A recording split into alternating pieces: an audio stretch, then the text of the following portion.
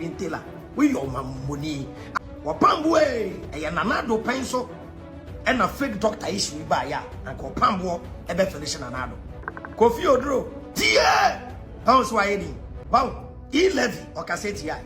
D Levy aba Wayedi. Kumchacha, maintain winkan. Why?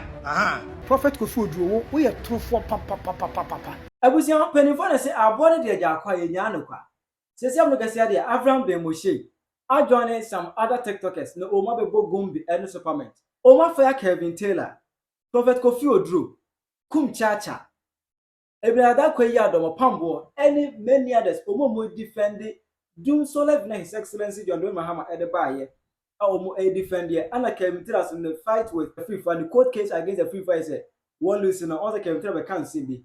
Avraham Ben Moshe, I Bogumbi and Superman. In fact, Oma Fire, hard one, I Penyah media. Let's run any demo. Over like a video, another room. About subscribe button, never click the notification icon for latest updates. Now better watch on the mama or comments. I just want to watch video more for any be ashe. Etube kaya. Abra a free for starting expose. I was exposing answers and daily. The fakeness any other adeno. Avraham any boy so what take cool or train set every for any character a baby. Ordinary real pet. Honestly, starting a fight with Kevin Kofi Taylor. As they could see, no. A FIFA, the Americans were shaking them up. Were shin, were bona brand su, were bona femfnam, were bona quata. Femfnam, why any word?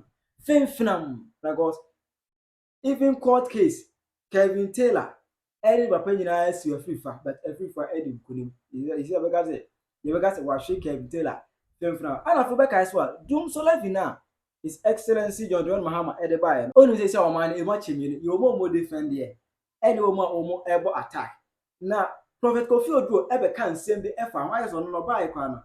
Or be putting blame on the previous government on Levy. Now, I am asking His Excellency John Dramani Mahama, Your Excellency, good morning. If we pay for that levy, will ECG's bosses still be at post? Since they are causing financial loss to the state, I'm asking, will they be opposed? The people that are causing us the mess, will they still remain in their position? I want to know. Me, levy buy. Obiani church levy chain. Because on behalf of the ministry, we paid it. See, one day we paid levy early morning, 30,000 levy. We were transferring 300,000 Ghana cedis for cement from the factory. We paid levy 30,000 in the morning, one go. It means when we talk about our own go internet, yeah, 30,000 one morning, levy. It means don't be angry because I am asking a responsible question.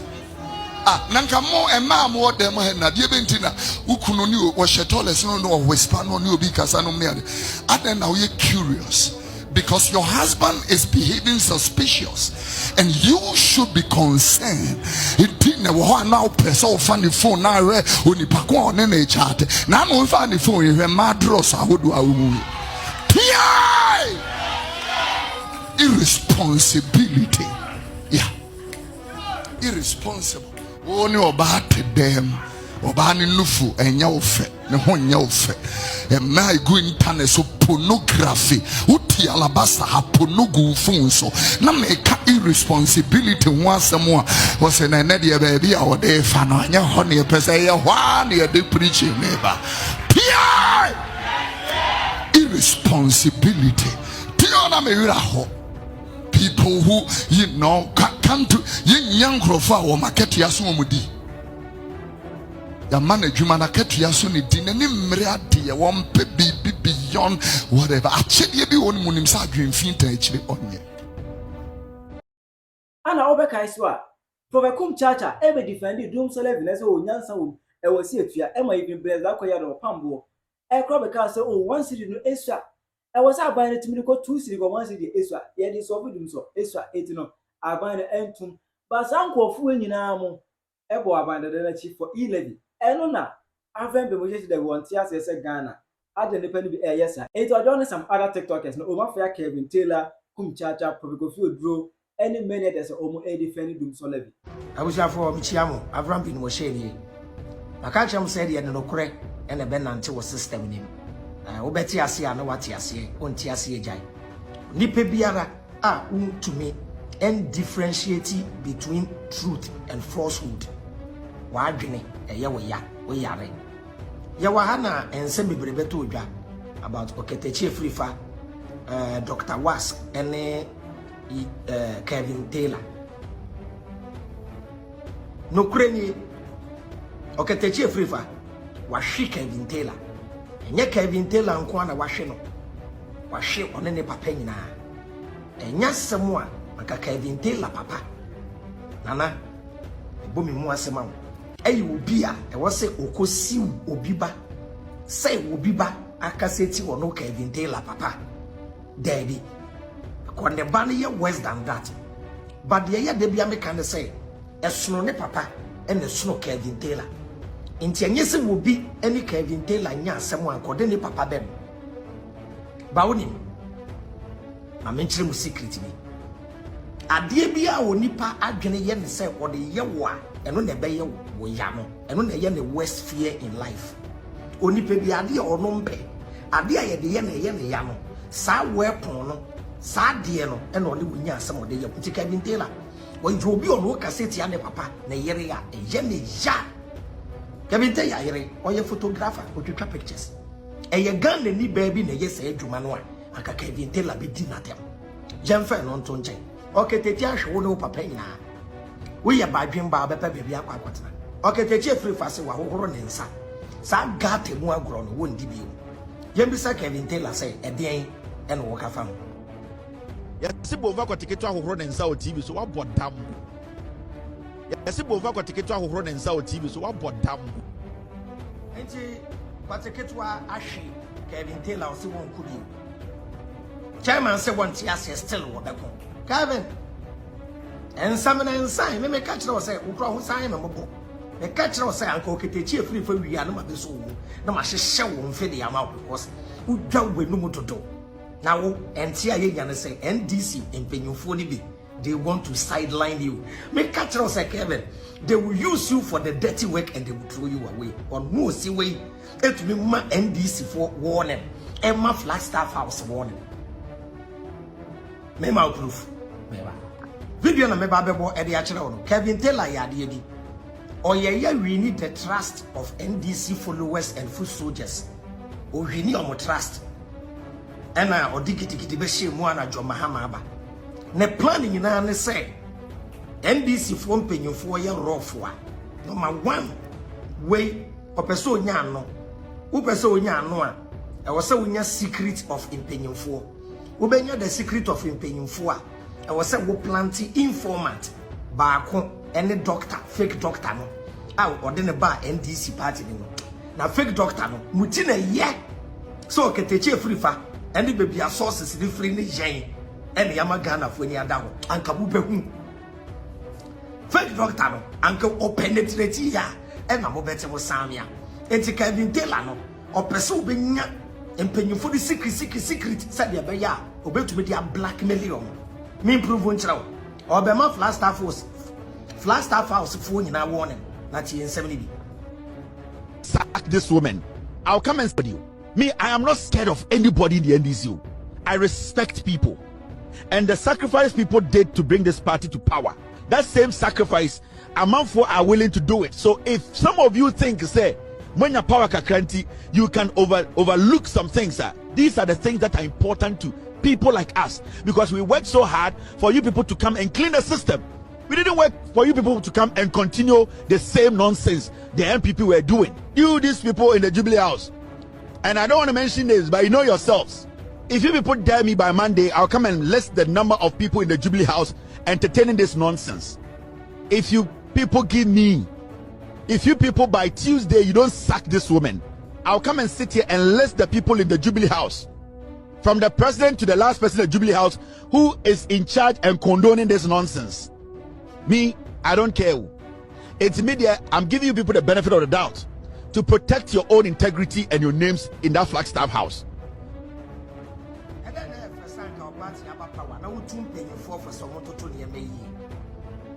But why should you threaten and warn Wumpayim for?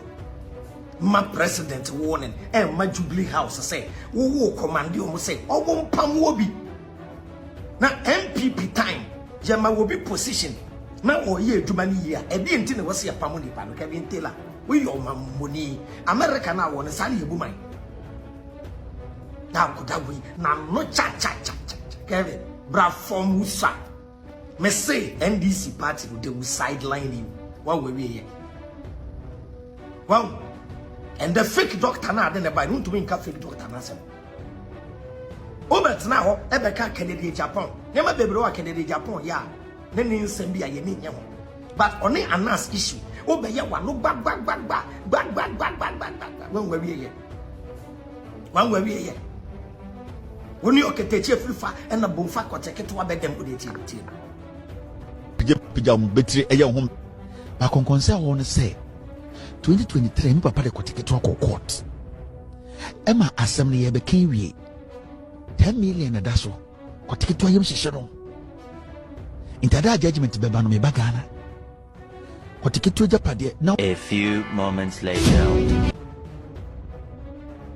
Yeah, Fonti, a few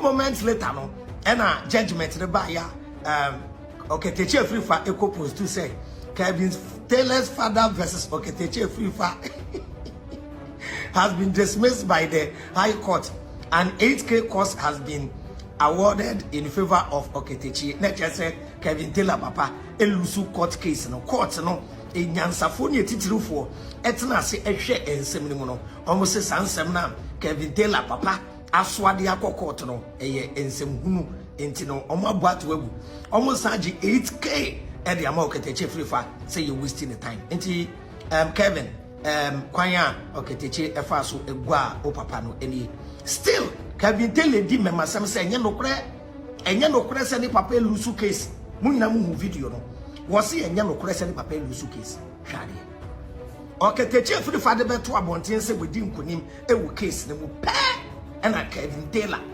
out or no declare the who show so say young address no as the president of Ghana. Now mo NDC for winning how dangerous Sakwan or ye and no winsome. But mo ankasa within your subconscious you know he's not a good person. But men kase Jimmy sanity onipa bi ayade no wo Jimmy a adwene no utibu aka kyerɛw. But essence odi Jimmy na ebu awo no you don't see anything wrong with the Jimmy.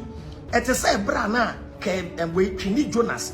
It sounds beautiful to NDC people. And then one say was a son or the bad John Mahamason. You found a problem with him. Ebi na kwaku menu aba obe tu for no. Na kwaku menu ye beba na side. Ye beba kwaku menu so side. And the make na say jam fa godo eno no kurentna. Ono ka Kevin Taylor akwadwo. Judge na what na asem no so no woman no warning.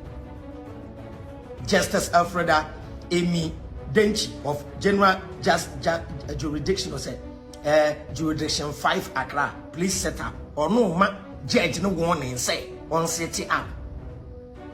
Wait to meet na bruchly. Man Penyah for warning till president warning. Ghana ye fu papa. Nyansafo ka say nyansafo de chi. Kevin, perform. Why? Kevin Taylor, calm down. What catch no say social media how we know how to play the game more than you and ya no den bag ni high anyway there be a nyansa me I don't beef people, I advise people and I teach people how to think. Me ni obi anya beefo there be because nobody can fight me. I always speak for the truth. No send the fake doctor na send by and crofo be brain to me fake doctor na sem my name my list omo mun to me fake doctor na sem list ni number 1 ayo Opambour me say so do won ko bo NDC the MPP a wo no koreka na ye questionable Opambour e nanado penso and a fake doctor issue ba ya and Opambour e be finish nanado number 2 any Kofi Oduro Dear, how is why? Wow, E Levy or cassette. D Levy aba why? One year, hypocrite in the system. Everywhere. Miami man, Kumchacha, maintain when come. Why? Aha. Omo di fake doctor biaba. Omo di D Levy aba. Measure winning. Another one. Miami nipa bigger quest. Omo di fake doctor aba. D Levy aba. What's the any? The greatest of all time. When Kwakumenu fake doctor one come was. D Levy you said on campus. Last but not the least, last but not the least. One word down. Free mind. Free mind would dimechi. Not in Yansa war. Saint Sepon Cossi. On what down. Rebecca Sepon Cossi. And why are they quiet? And ye shall know the truth, and the truth shall set you free. Okay, Techi, Kasana Mempong. Why? Nemo Ketechi free from finish chairman. Yamfa Bibiam Brevi. Thank you for making us number one. The catcher was Adrena and Yajuma body the bread. Aha, a year Adrena home Edjuma. Okay, Techi, fire we. Such a true Gatembe. Now, watching me, now, when you call Gat anymore, we will come into the gutter, take our shirt off, we will lash you. When we are done, we wear a white shirt back and we'll move on. I can come in there and I'll beat you with star. Precisely. I was having some Roman Africa. I pay young focus on a national development. I see a to say. Now, my white shirt. I show you. And some information be brought home.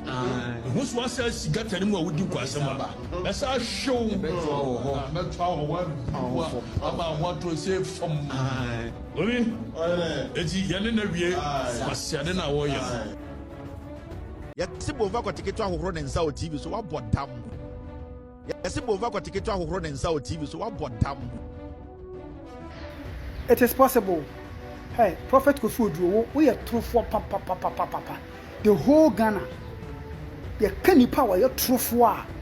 We are true for no good anymore. If you are doing politics, let us know. If you are doing the work of God, to let us know. Don't hide behind the pulpit and then do the bidding of the NDC.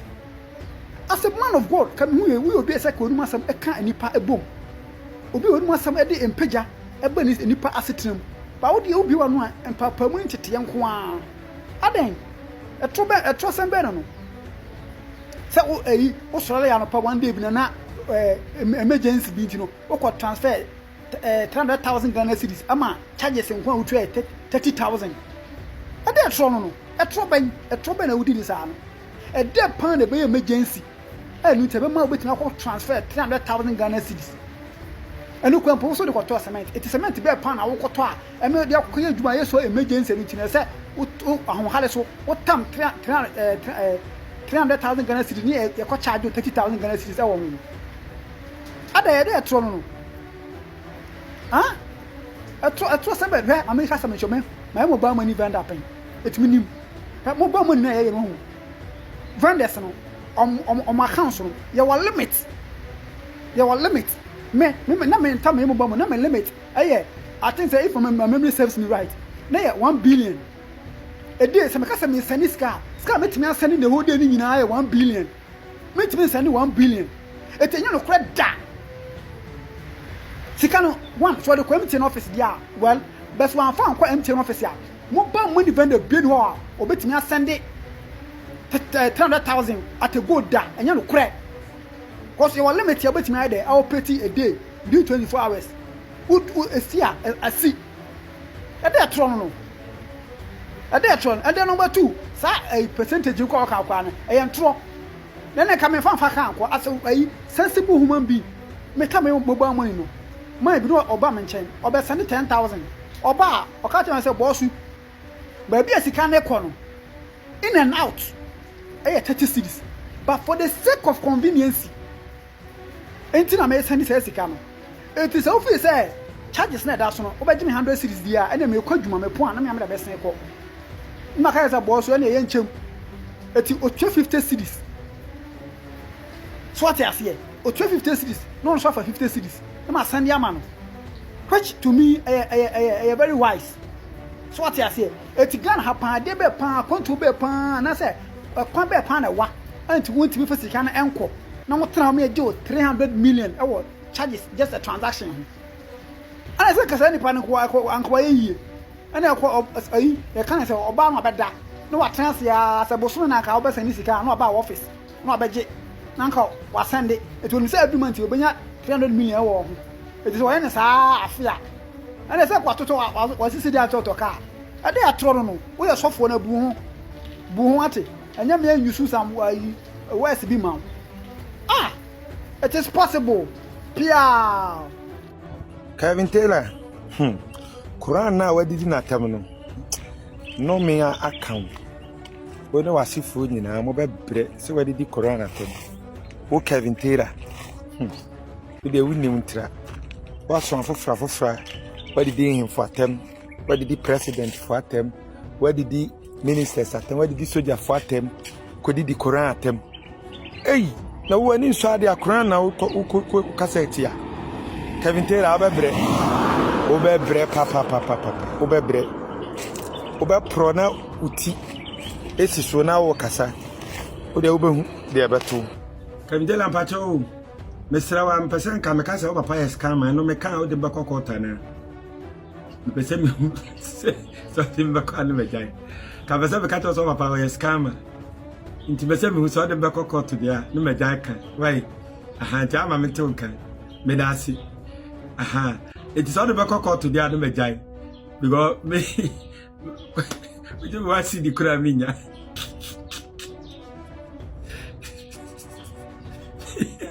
Draw your mama ever comment section. I Penyah Block Media.